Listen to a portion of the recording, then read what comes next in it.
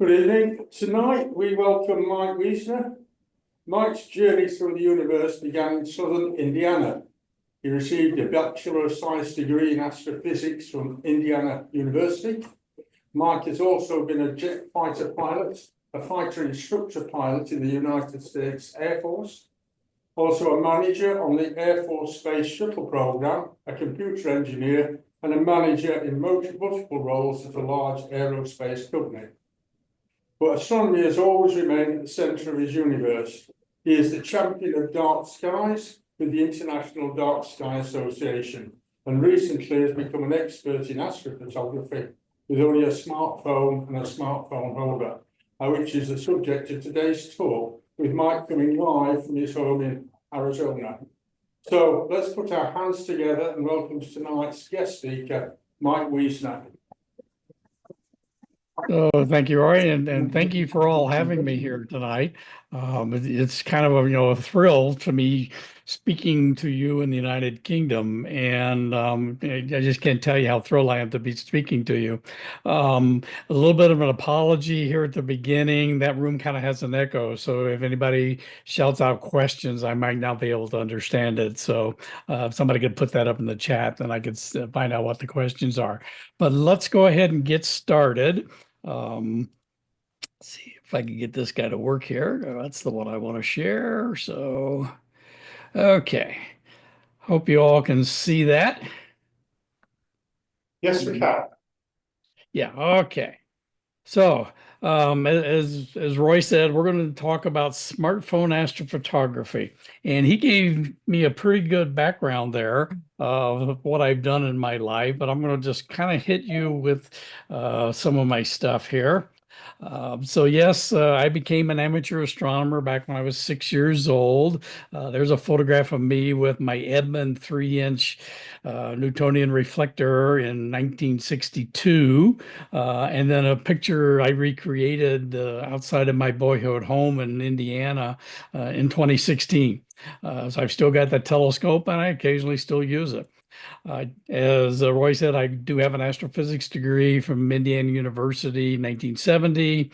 And some of you may know me as Mr. ETX. I became famous, so to speak, with my ETX telescope website, which I started in 1996. And that website's still out there today, and occasionally it still gets updates. And I did get an ETX book published in 2001. And just a little story about that real quick. When Springer asked me to write a book on the ETX for their practical astronomy series, they asked me to submit a sample chapter and an outline of the book.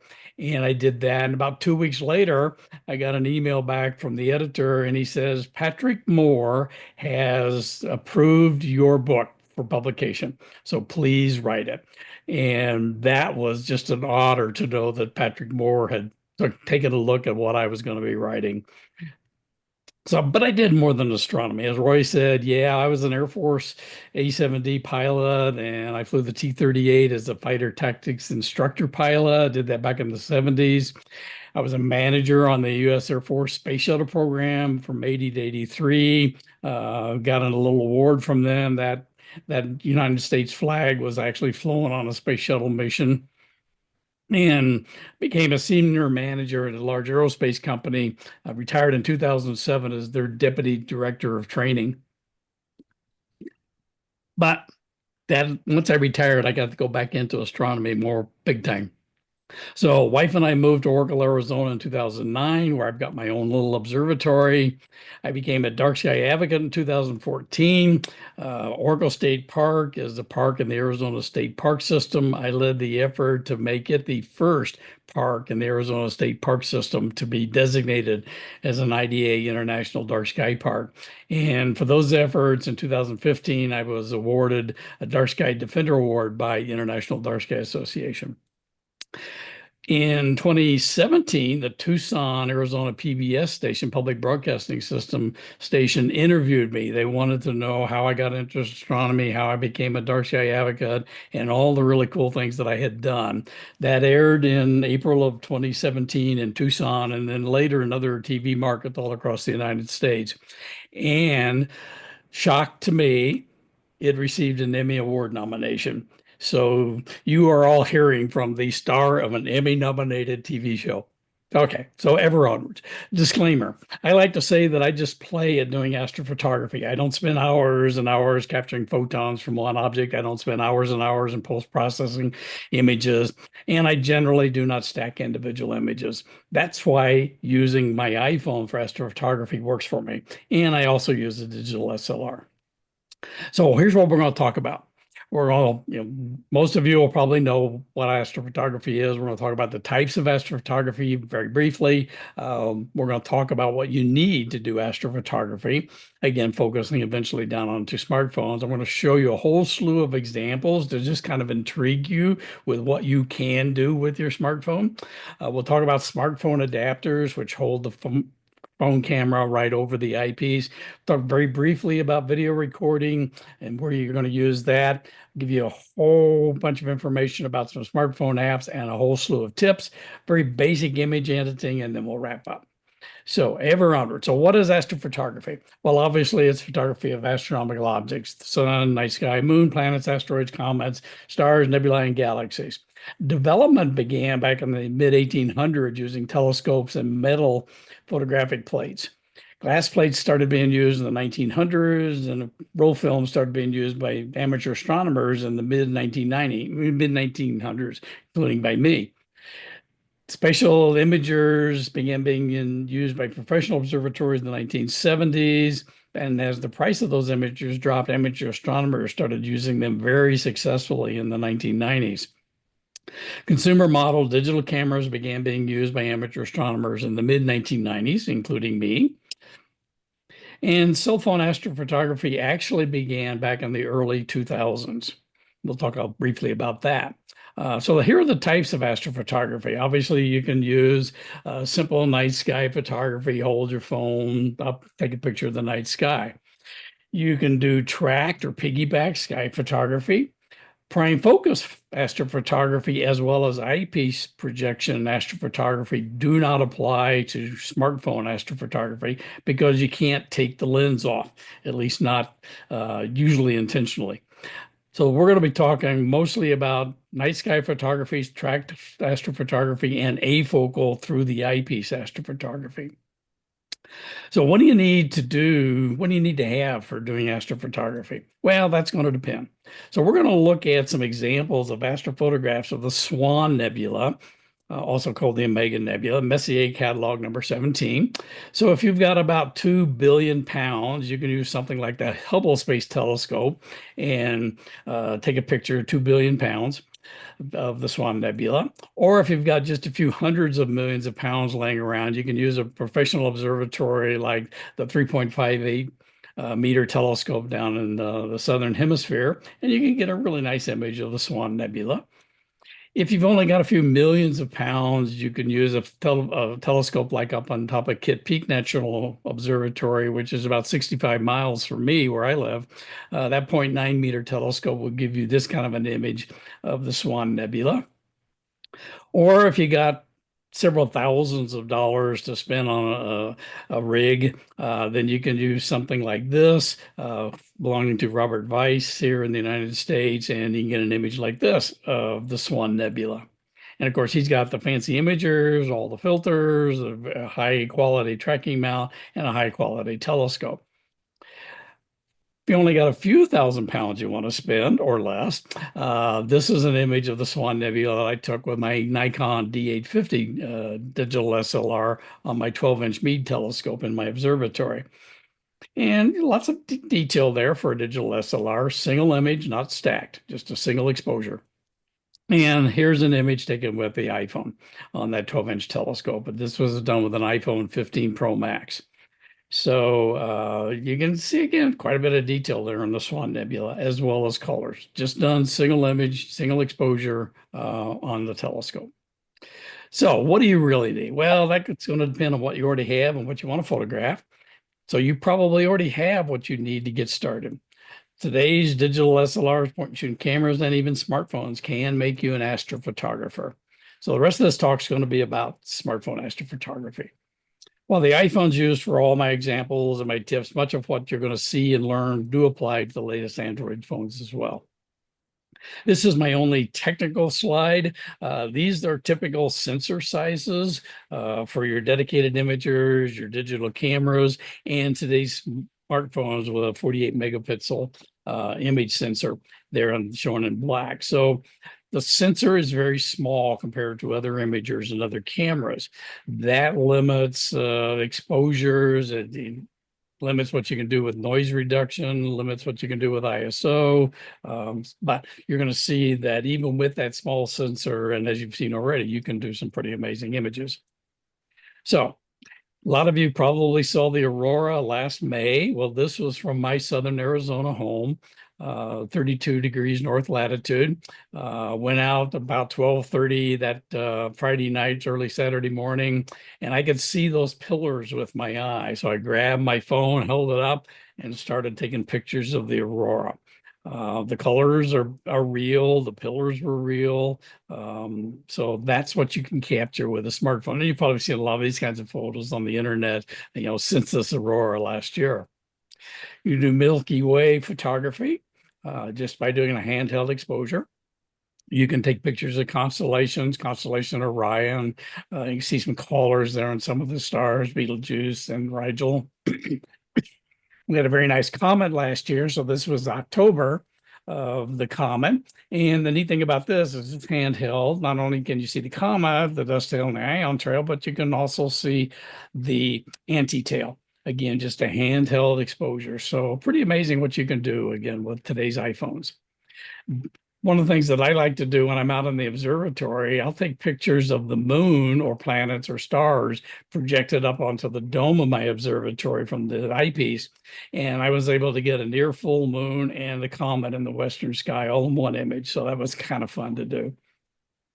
So let's talk about early smartphone astrophotography. Well, I don't claim to be the first cell phone camera astrophotographer. My ETX site had lots of submissions of moon images that were taken back in the mid 2000s.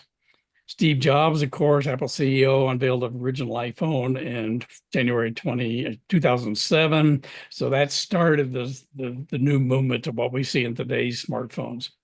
I think I took the first ever Apple iPhones astrophotograph Christmas Eve 2007 using my ETX 70 refractor and a 9mm eyepiece, just hand holding the camera over the eyepiece. So I think I've got that record. So over the years, I've done iPhone astrophotography with different telescopes, binoculars, clip-on telephoto lenses, ever-improving iPhone models.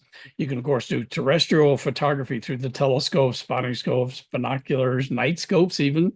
And there's clip-on lenses that you can also use to get different types of imaging. And as you've seen with the night sky photos, you can photograph the sky. So let's briefly talk about handheld astrophotography. So this was last year's partial phase from the total solar eclipse in April. I was fortunate enough to be back in my southern Indiana hometown for the total eclipse. We were on the path to totality. So this was a couple of images of the partial phase taken with an iPhone 15 Pro Max, the 5-power telephoto lens that was in that smartphone, and a solar filter. And we'll talk a little bit more about doing that later. And during totality, photo on the left of my iPhone, the 5X power lens, totality, nice shadow of the moon there. The photo on the right was taken by one of my nieces with her iPhone 13 mini.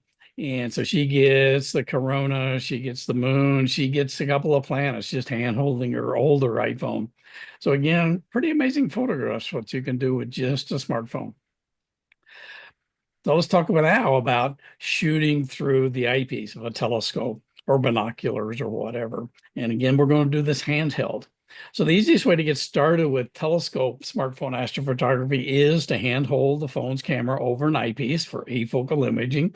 You can see I'm holding my iPhone here over the eyepiece of an ETX 105.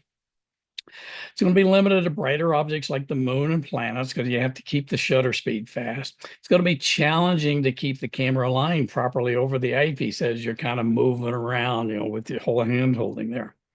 And it's going to be difficult to avoid blurring due to camera movement, especially with longer exposures needed on faint objects.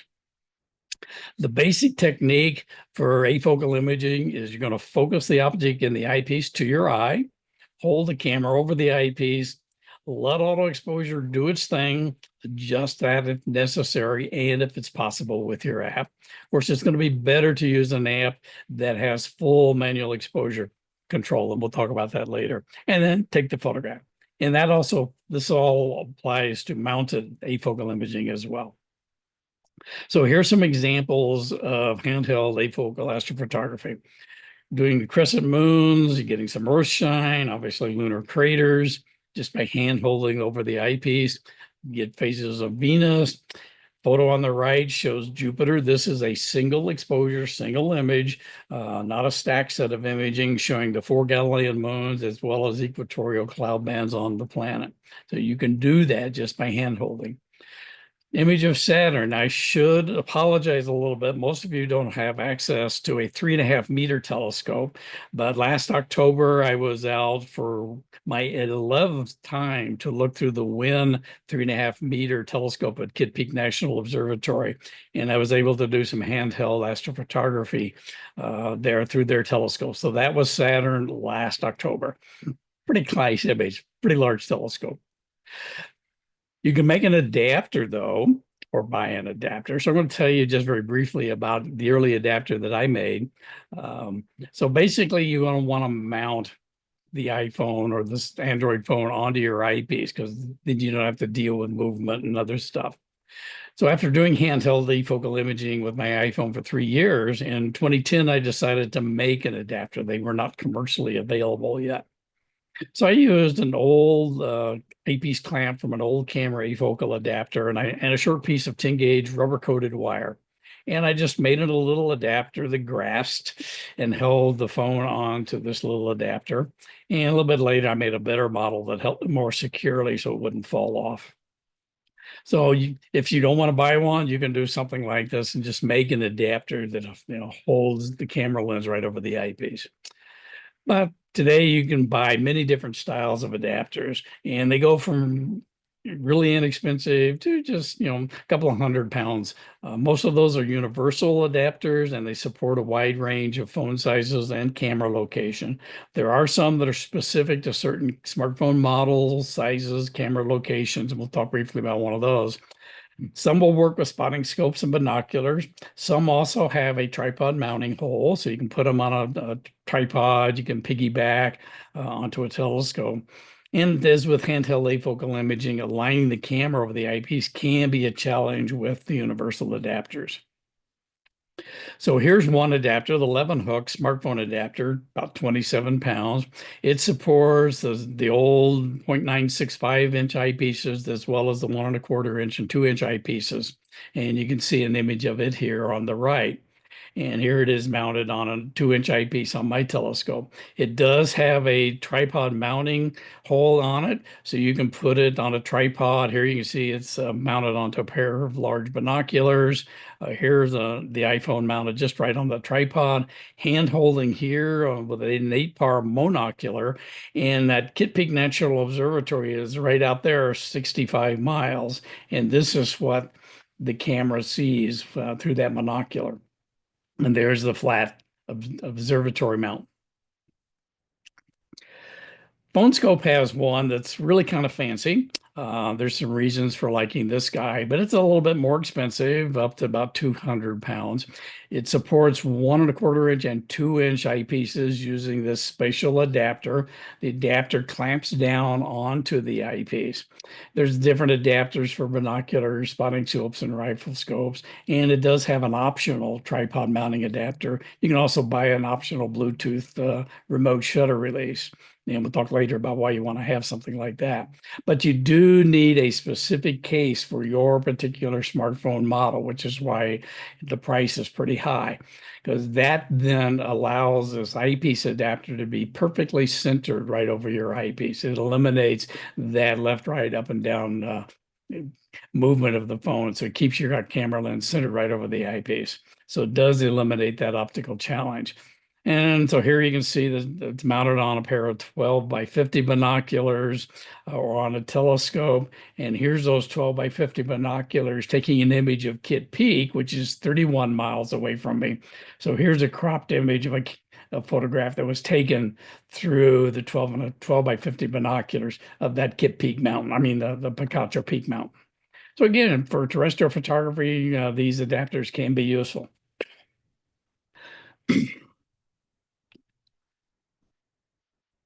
The AccuView adapter is a 3-axis adapter, and it's fairly inexpensive for considering what it does. Supports very small eyepieces up to the 1 1/4 and 2-inch eyepieces. And we can put it on spotting scopes and binoculars. There's an optional Bluetooth shutter release, and it's my favorite adapter here. So here's again Kitt Peak going through that 12 by 50 binoculars, and that's kind of, you can see a lot of the observatory domes up on Kitt Peak. So nice again for terrestrial photography. But because it's a 3-axis adapter, you can go left, right, up, and down, as well as along the Z-axis. So you can get the camera lens at the proper distance away from the eyepiece. And we'll talk a little bit later about why that's important. So I'm going to show you just real quickly a bunch of examples of iPhone mounted iPhone afocal astrophotography, just to intrigue you about what you can accomplish doing this. So obviously the moon, here's a nice shot of Earthshine, lunar mountains, shadows, craters on the moon. Of course, some very nice initial targets for you till you get used to doing mounted afocal astrophotography with a smartphone. Lunar eclipse, if you get one coming up over the next few years here, makes a nice target for shooting through the telescope. Uh, get all the partial phases and totality. With solar filter, obviously, you can get pictures of sunspots. You can photograph brighter asteroids. You can do satellites transiting across the sun. So this was the first Chinese space station back in 2013. I managed to capture it transiting across the sun. You can do planets. So this was Mars and that close opposition just a few years ago, and Saturn. So you can see, things like Cassini division here. So again, these are just smartphone photographs that you can do a single imaging, not stacked. We had that nice close conjunction of Jupiter and Saturn. It was during the daytime, 6 minutes and 9 seconds separation, daytime for me back in December of 2020. So here is Saturn in the eyepiece, and here's Jupiter in the eyepiece. So this makes it nice for sort of those quick grab pictures that you want to take through a telescope. The comet that we had last year through the eyepiece, though, this is what it looked like earlier in 2024. Double clustering, see lots of star colors there. Alberio, everyone's favorite double star. So yes, you can in fact photograph the blue and goldish colors of that double star. Omega Centauri globular cluster on the left is very low, just above the southern horizon from my location, but I still am able to photograph it. M22 globular cluster there on the right. Blue Snowball Planetary Nebula, one of a neat planetary nebula. So the insert kind of shows just a cropped, magnified view of what could be photographed. I'm going to lose my voice already. Dumbbell Nebula there on the right. Eskimo Nebula, everybody likes to look at that one. So that makes a nice little target for a smartphone.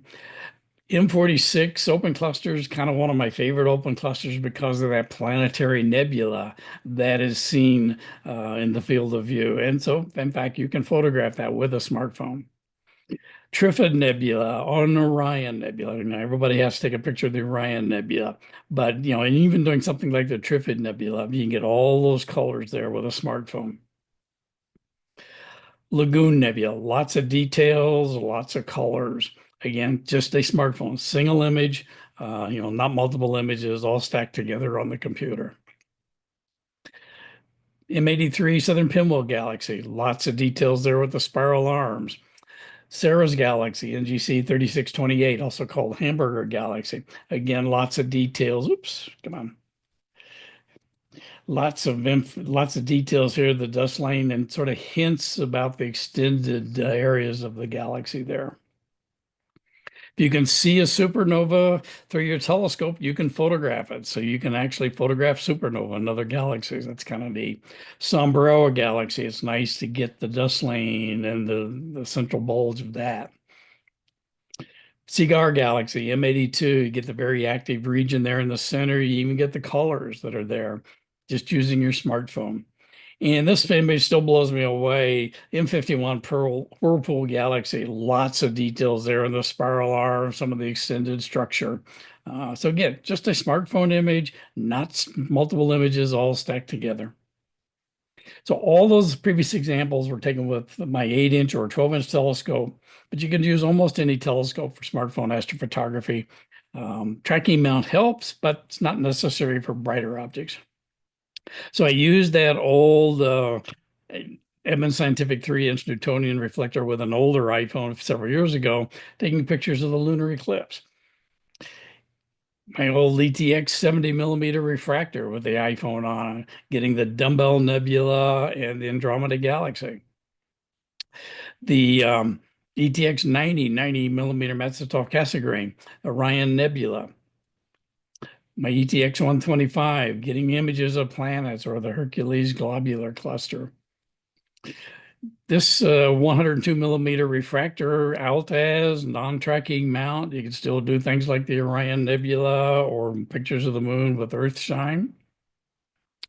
So any smartphone adapters that have that 1¼ inch tripod mounting hook will allow you to use the camera on a tripod or on a piggyback adapter or on a camera tracking mount.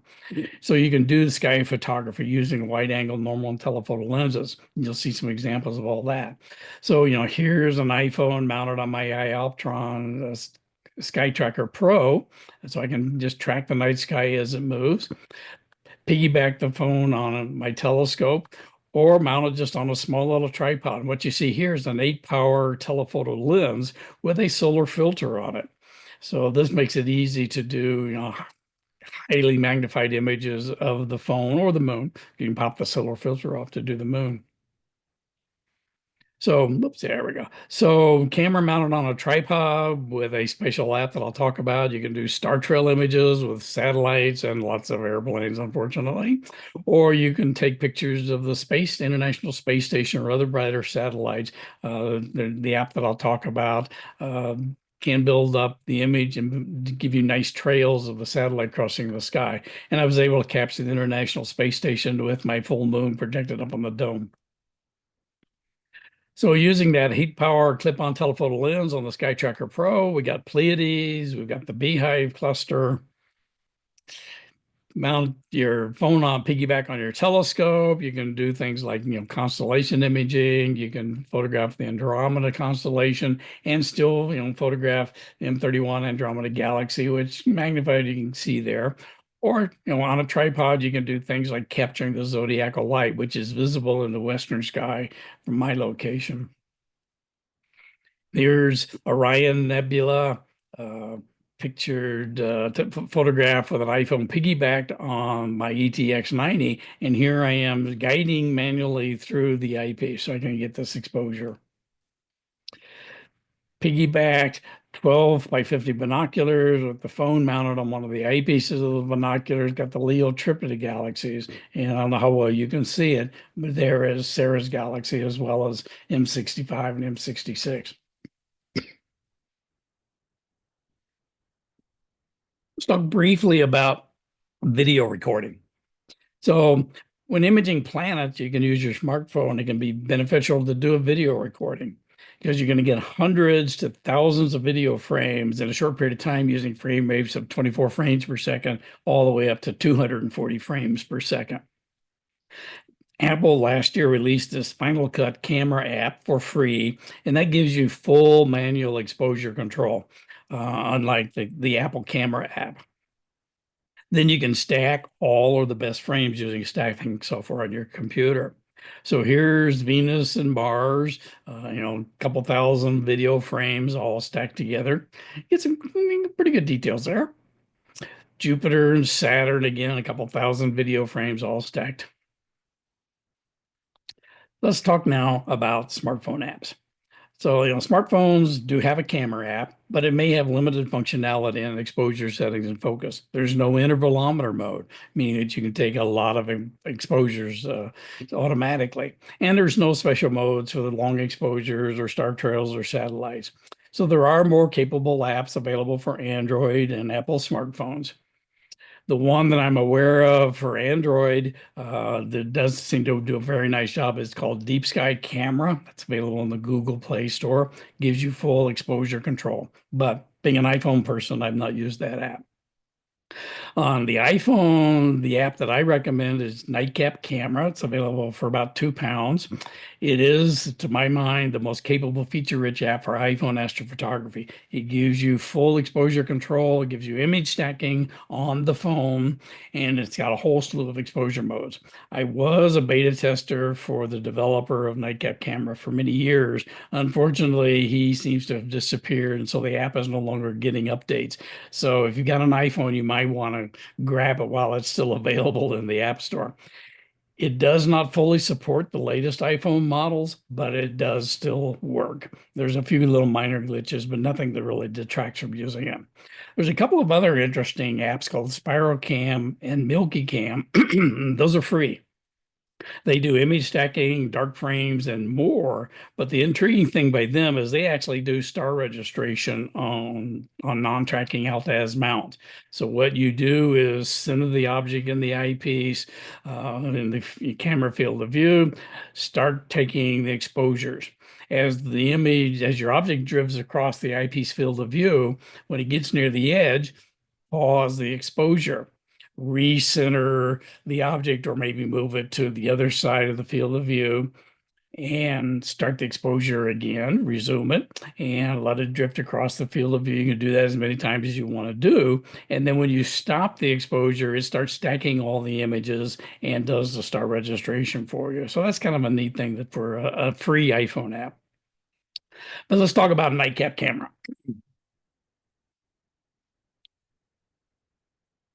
So Nightcap Camera has full control over the ISO, shutter speed, white balance, focus, camera lens use, digital zoom, and you can lock all these settings. So this is the basic user interface that you see with a live view when you fire it up. And what you're going to do, you're going to adjust the ISO and the shutter speed and white balance focus using these sliders. So you touch the screen and just use your finger up and down for exposure, left and right, bottom for focus, ISO here on the bottom or on the left side, and white balance on the top. Usually I don't fool modifying the white balance. So it's got a full range of ISO from really very low to really very high. On the latest iPhones, it goes up to 50,000 ISO setting. Shutter speeds from really, really short. If there's something you want to photograph with needing 100th, 1,000th of a second exposure speed, up to a 1 second shutter speed maximum on today's phones. Older iPhones, that maximum is 1/3 of a second to half a second. But like I say, if you have a current model, I think it was from like the iPhone 10s on, you can get up to a 1 second exposure. So it does a full white balance range, it does your full focus range with 100 being infinity. It's got some auto modes which use artificial intelligence to determine the best image, but that's mostly used for daytime. There's a whole bunch of other enhancements that you can tell it to use. There's this thing called light boost. It has noise reduction, and you can do just black and white imaging as well. And there are these special modes for certain types of images, and we'll talk a little bit more about that later.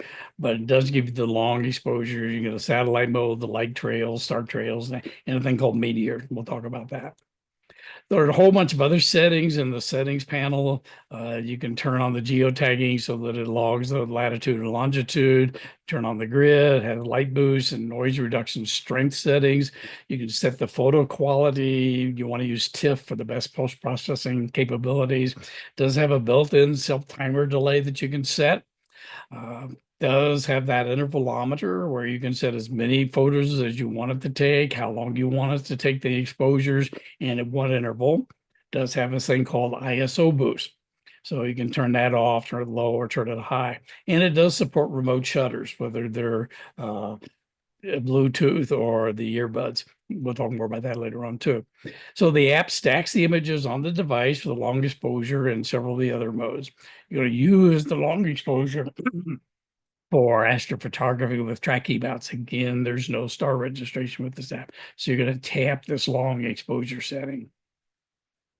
I'm going to use a tripod for the other modes. So the ISS mode builds up an image to show that light trail that you saw earlier of the International Space Station crossing the sky. Star Trails builds up the star trails from the Earth's rotation as you watch it building the image on the screen live. The meteor mode takes images every few seconds and it analyzes the images looking for streaks, and it throws out images that do not have any streaks. So you don't have, potentially thousands of images to go through. You may just have a few hundred images, depending on how long you have it running. And, not every streak is going to be a meteor, but if it does capture it and sees it, you'll have those images. Typical exposure settings with nightcap camera. A moderate ISO setting for just photographing the night sky, either handheld or on a tripod. Going to use a fairly slow shutter speed. And again, you can set it how long you want it to take the exposure seconds, 2 hours. ISO for the moon is going to be, again, low. Shutter speeds are going to be fairly fast, again, depending on the phase and the magnification. For the planets, a low to moderate ISO, depending on how bright the planet is. You may need to go for short shutter speeds or very fast shutter speeds. Stars, medium ISO setting, again, the longest shutter speed you have, and let it run for a number of seconds, depending on how faint stars you want to capture. For deep sky objects, galaxies and nebulae, you're probably going to want to turn on light boost. You're going to want the ISO in a moderate to high range, depending on the faintness of the object. Going to want to use the slowest shutter speed and the exposure length of whatever is going to be appropriate for that object. One of the things that I've discovered over the years using nightcap camera, 60 seconds exposure length appears to be the sweet spot. Going longer than that really doesn't gain you much extra details or faintness when you're imaging. Some points about the high ISO and light boost. It will show noise, especially on older phones. And sometimes reducing the ISO value but turning light boost on can give you a better image than using both high ISO and light boost. And alternatively, sometimes using higher ISO with light boost off will be better. So you can play around with that. It's all going to depend on the object, the telescope phone model, and the exposure length. Let's talk briefly about the Apple Camera app. So beginning in iOS 13, this camera app included a night mode for iPhones 11, 11 Pro, 11 Max, and all the later models. It does amazing high dynamic range imaging to enhance the look of low illumination photos. It's automatically turned on, but it can be turned off. Exposure lengths are vary from 3 to 30 seconds, which is user adjustable. And so that makes night sky astrophotography possible. And it works great on the Orion Nebula. Lots of colors, lots of very little overexposing there of the central area with the trapezium. The Apple Camera app, this is the user interface. And so when you launch it with a dark sky, you're going to see a exposure setting up here in yellow. This one's showing 5 seconds. If you tap this up pointing arrow here, it changes to a down pointing arrow. And you get some buttons across the bottom of the screen.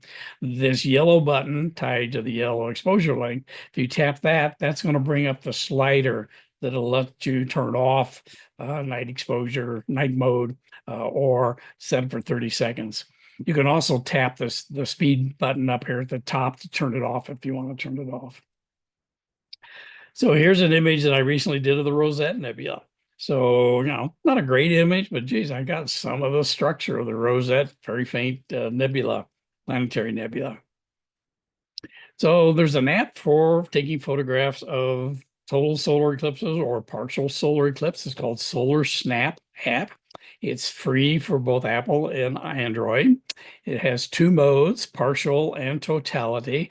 You can adjust the zoom, the exposure, focus, and it's going to use the whatever telephoto lens you have on the camera or on your smartphone. So you can get an image like this. And what you're going to do is hold your solar filter up over the camera lens. I like using something like this versus the eclipse glasses because the wider, larger filtered area makes it a little bit better hold protecting all the camera lenses over your phone.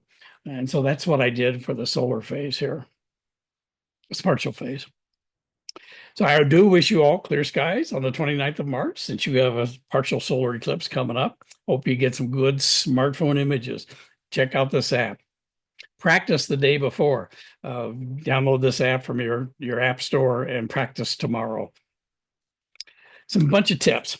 So to prevent vibrations from touching the screen, you're going to want to use a camera app self-timer to delay the exposure after pressing the on-screen shutter button. Or you can use the old hat trick method if your camera app has a bold setting. So here you can see I'm holding a piece of cardboard obstruction in front of the telescope aperture. So you cover the aperture, start the exposure, flip the card out of the way, and then flip it back over the aperture and then stop the exposure. You could also use earbuds. Here you can see the earbuds dangling down from the phone. The volume control works as a remote shutter release. That may work with some of the Android phones. You can also use the Apple Watch. And so here is nightcap camera on the watch showing the Whirlpool Galaxy. This is a live view, or was at the time, of the Whirlpool Galaxy. And so you just tap the shutter button on your watch to start and stop the exposures. And of course, you can use Bluetooth remotes. They work well too. Getting the camera lens aligned over the eyepiece is a lot easier when you have a bright object like moon or open star clusters. You can also point a flashlight into the telescope to illuminate the field of view, or you can remove the eyepiece from the telescope and with the camera attached, point the eyepiece at a light. So this image here on the right, the screenshot, I pulled the camera and the iPhone off of the telescope, aimed it down at the red lighting in my observatory. That lets you get that fully illuminated field of view in your camera field of view. Ideally, place the camera lens at the same distance as the eyepiece eye relief. That's going to maximize that field of view as seen by the camera. Proper alignment, left, right, up and down, and distance will yield the best field of view illumination. That's why using a 3-axis adapter is best. So here's some examples. Too far away, and you've got the camera out too far away from the eyepiece or too close to the eyepiece. Get a little bit better there on the lower left-hand corner. And then once you get in the right sweet spot with the eye relief, matching the camera distance, and then you get that nicely fully illuminated field of view shown in the lower right-hand corner. This example of the Centaurus A galaxy, a very low object here from my location in southern Arizona, not getting good horizontal adjustment. So see, we don't have a nice fully illuminated field of view there. But if you get it nicely illuminated, the object in the center is well illuminated. So that's the Centaurus A galaxy. Bright objects like the moon, Venus, and Jupiter may overexpose with some camera apps. So if you don't have full manual exposure control, you can use a moon filter or a polarizing filter to reduce the brightness. Zoom in to check and adjust the focus. Zoom back out when you get ready to take the image. If your camera app allows, lock the focus once the image is in focus. And if your camera app allows, manually adjust the exposure. Bracket those images, take them in multiple exposures, multiple shutter speed, multiple ISO settings. So that allows you to get the ones that are going to be the best. Use a low magnification to maximize the faint image brightness for galaxies and many fainter planetary nebulae. You can use higher magnification on globular clusters and bright planetary nebulae. Keep the keep the eyepiece eye cup attached. Can't keep stray light from hitting the camera lens, but you may have to remove that rubber eye cup with some of the adapters. Use a clean eyepiece to avoid dust donuts. I don't know if you can see it on your screen here, but I was imaging Venus a few years ago, nice crescent Venus, and then realized, oh, geez, I got a dirty eyepiece. I should have cleaned it off, which I did then afterwards. You can use digital zoom or the telephoto lens, but that may or may not improve the image. So generally, you're going to use a 1x normal camera lens, especially for afocal imaging. Ensure the adapter is securely attached on the eyepiece and your phone is secure on the adapter, or be certain you've insured your phone against falls. Experiment, experiment, experiment, practice, practice, practice, and don't get frustrated with your initial attempts. So if you're using that Solar Snap app tomorrow to practice imaging the sun with a solar filter over the camera lens, you know, play around, mount the camera on a tripod if you've got a tripod adapter, and play around, play with exposure settings. Don't get frustrated by your initial attempts. LiDAR. Let's talk about this, what I call the LiDAR issue. So beginning with the iPhone 12 Pro models and continuing up to all the later models, Apple added this LiDAR, light detection and ranging sensor. It's useful for low light autofocusing as well as for 3D imaging. Unfortunately, it adds stray light when doing low light afocal photography.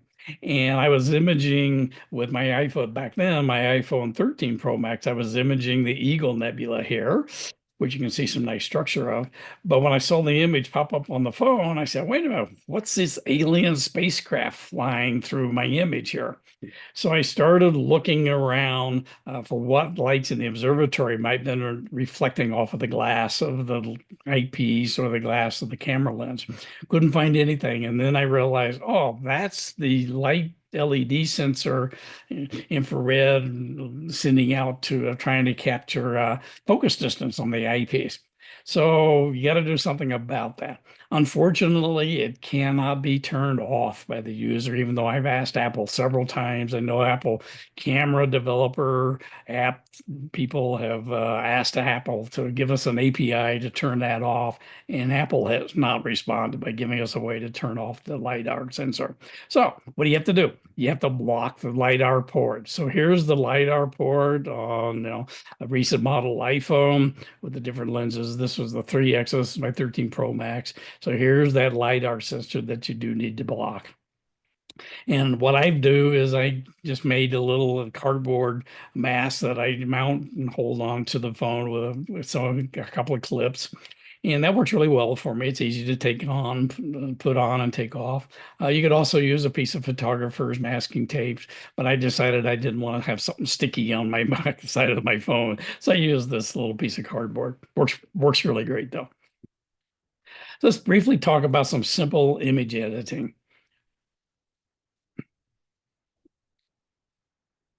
So apps like Graphic Converter on the Mac, Photos, GIMP, Lightroom, Photoshop can all be used to make some improvements in your smartphone imaging. So you can adjust the levels, also called stretching. You can sharpen the image. There's noise reduction, color adjustments that you can make. So once you have your best image, you can do just a couple of basic and simple editing steps using software on your smartphone, your tablet, your Mac, or your Windows computer. You're going to want to adjust the levels. That enhances the contrast, brightness, brings out shadows, faint areas, and allows you to darken the sky background.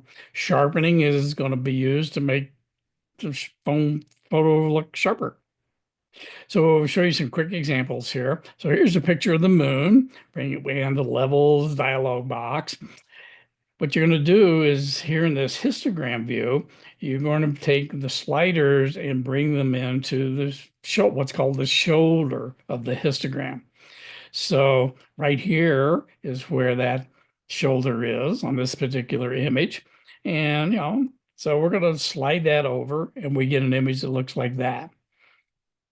So kind of a flat looking image, not a lot of contrast. So we can brighten it up and increase the contrast by just making that simple little adjustment. Move that slider to the shoulder of the histogram. You can then sharpen it and you get an image that looks like this. Don't want to over sharpen because that'll ruin the image, but you can play with the sharpening settings, what degree of sharpening you want to use. You can use unsharp mask and apps that do that as well. And so you can improve an image from that to that.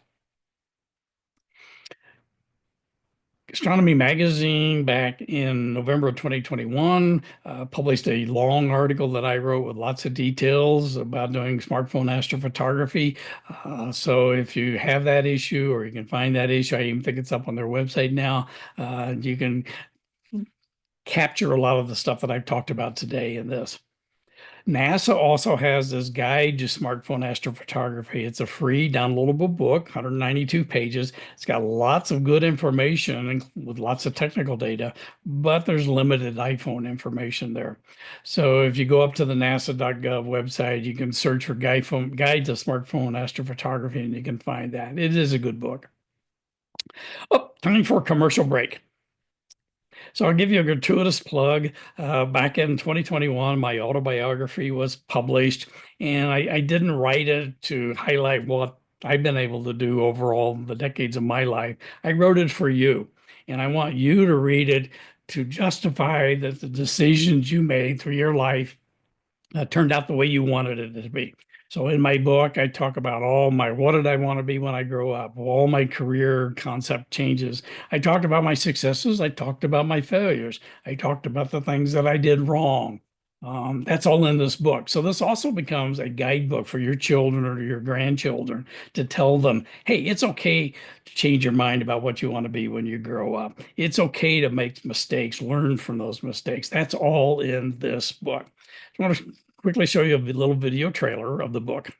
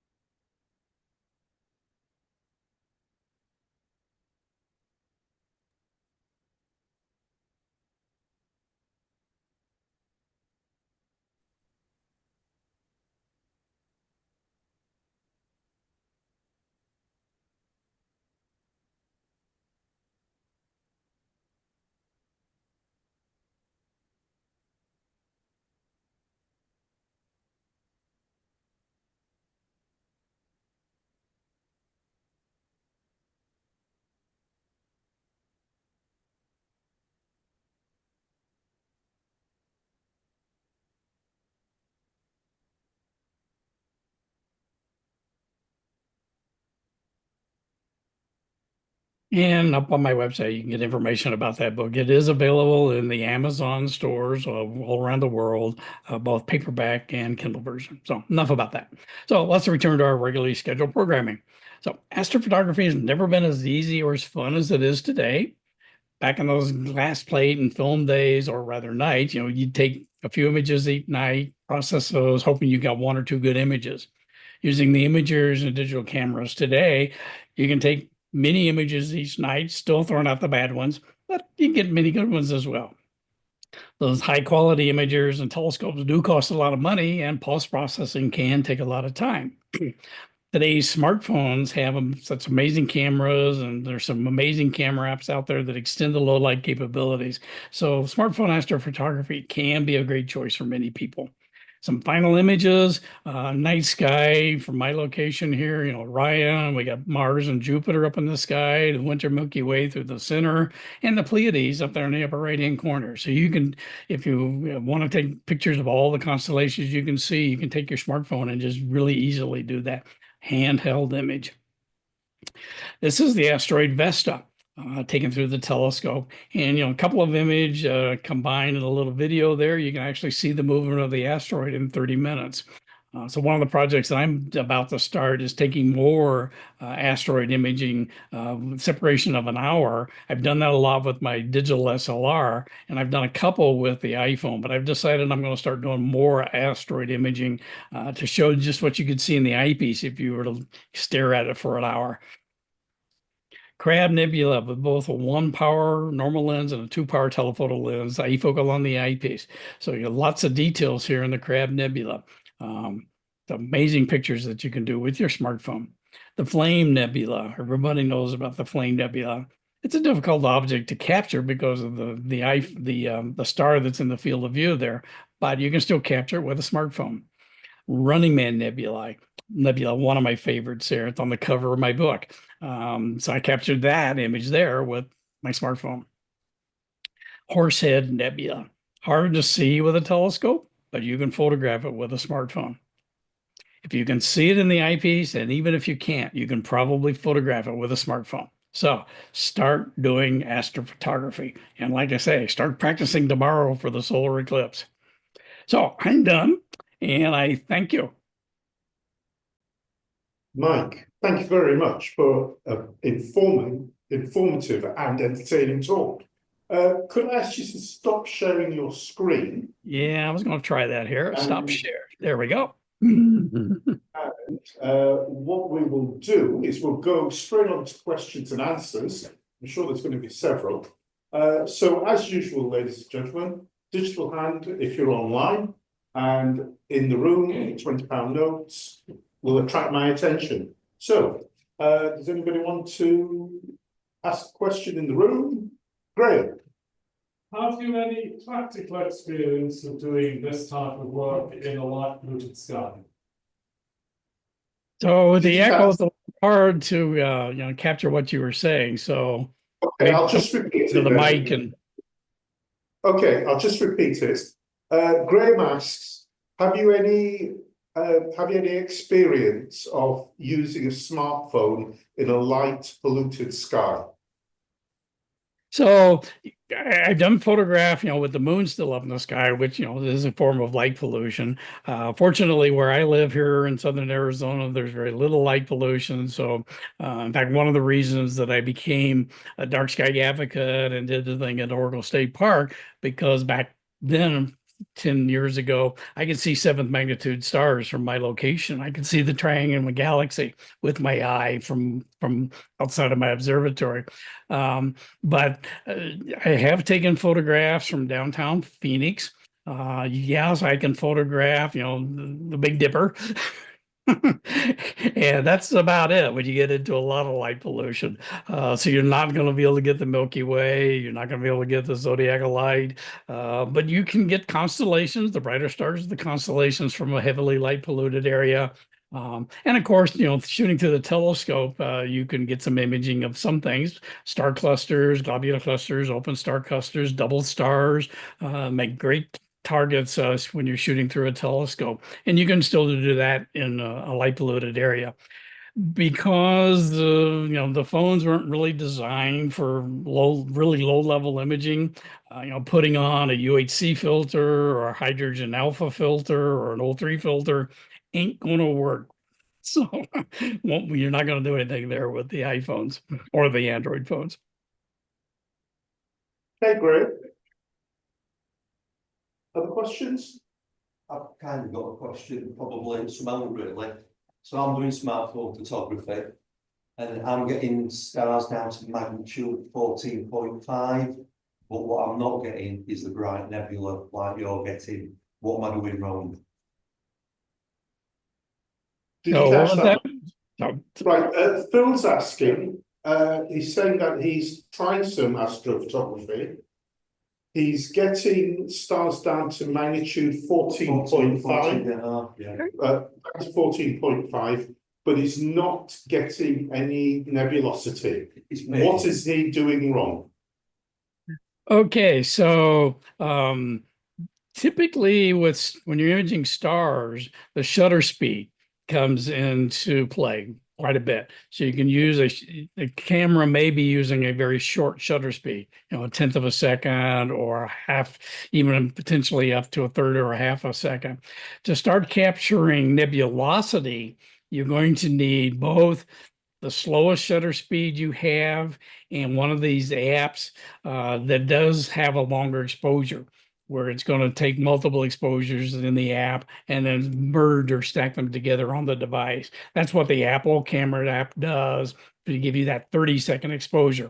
It's using a 1 second shutter speed, which would normally just give you, especially on fainter nebulae, it's going to just let you get to capture the stars. But when you start going out 3, 5, 10-second, 30-second exposures, that's where it's going to start bringing out some of that nebulosity.